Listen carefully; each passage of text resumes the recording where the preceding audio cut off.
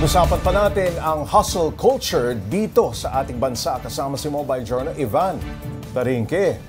Ivan, bakit nga ba umabot sa 7 hanggang 10 Pinoy na ngayon ang nagkakaroon ng dalawang trabaho? Actually, Pops J, madami kasing reason. Oo. Bakit dyan? Yung kasama, isa dyan yung inflation, Oo. yung mababang sweldo. Oo. No? Actually, Pops J, yung mga nakausap ko kanina, gaya ni Kuya Bong and Kuya Denmark, kulang talaga sa pagtustos sa kanilang pang-araw-araw yung kanilang kinikita. So, dati, itong si Kuya Denmark, security guard sa gabi, tapos MC taxi rider naman sa umaga. No? So tinanong ko siya, Kuya Denmark, gaano kahaba yung shift mo as security guard? No? Kwento niya 7 p.m. to 7 a.m. Tapos pagkalabas niya doon, babiyahe kagad siya, mag-MC taxi siya Diretso na. hanggang alas 11 daw ng umaga. So tuloy-tuloy daw. Tapos kwento niya, Pagod na pagod siya noon. ayun nga, Pops J. Bali, ang kwento niya, 4 oras lang daw yung tulog niya noong ginagawa na yun. Nako, okay.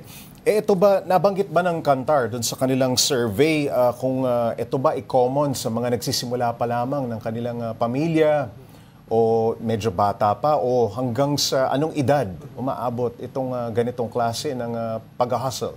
Actually, Pops, hindi siya specified na sinabi kung sino ba dapat, kung sino ba yung gumagawa nito. Ang andoon ay kung sino yung feeling nila kapos, no, kinukulang yung kanilang pastustos sa pang-araw-araw, no, gaya nga nito ni Kuya Bong. Lalo na kung may pamilya, ano? Yun nga, Pops J. Paano ro ba na itatawid ni Kuya Bong ang pagiging e-trike driver at pagbebenta ng gulong? Unahin natin yung pag-i-e-trike. Magkano kanyang take-home pay?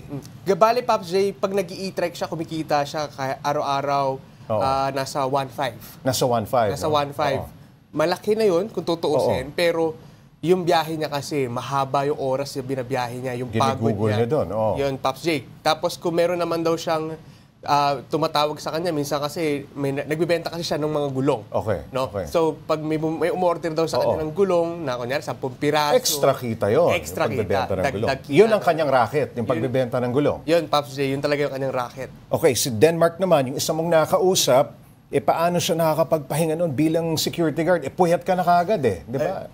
12 hours siguro ang duty ng isang guard, no? Ayun nga, Pops J, no? 10 to 12 yan usually, Yun nga, Pops J. Mahaba talaga yung ginugugol na oras ni Kuya Denmark sa pagtrabaho niya, tapos dinagdagan pa ng pagiging MC taxi rider niya, no? So, halos talaga wala daw talaga siyang time para sa pamilya, yung pahinga niya. Maiksi lang, 4 na oras lang daw. So, kinakailangan niyang bitawan yung isa sa mga trabaho niya, ganun ba? Isa yun, doon sa naging factor, Pops J, kasi sabi niya, minsan nalulungkot siya kasi gusto niya makita yung pamilya niya. Correct, Lagi daw kasi siya trabaho ng trabaho. Mahalaga din yun kasi yung time with family. Tama ka dyan, Pops J. Kaya ngayon, Pops J, itong si Kuya Denmark, binitawan niya yung pagiging security guard. Ngayon, full-time MC taxi rider shop. Kaya mas mahaba yung time niya daw sa kanyang family. Pero si Denmark, sa future, may plano ba siyang bumalik sa paggagwardya?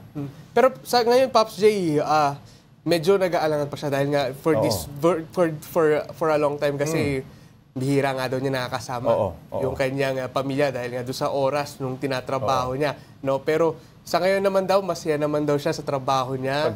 Pag motorcycle taxi. Pag motorcycle taxi, sapat naman daw yung kinikita niya. Yun nga yung isa nyo sa reason, no? Sapat naman yung kinikita niya, mas marami pa daw siyang oras na makasama yung kanyang pamilya, Pops J. Ito, naitanong ko sa iyo kanina kung mas common ba ito dun sa mga nagsisimula pa lamang at hindi naman nabanggit dun sa survey na kung sino, no? Kung sino mismo.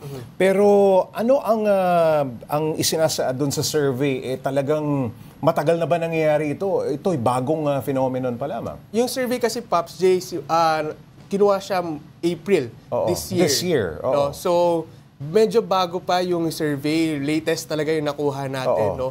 So, ito kasing hustle culture, hindi naman to bago No, hindi to bago lalo sa Pilipino.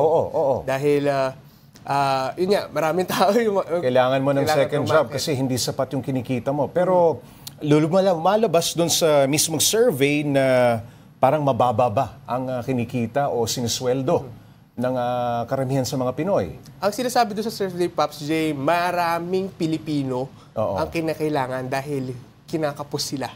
Sa kanilang panggastos. Sa pang-araw-araw. Yun yung lumalabas doon sa survey, Pops J.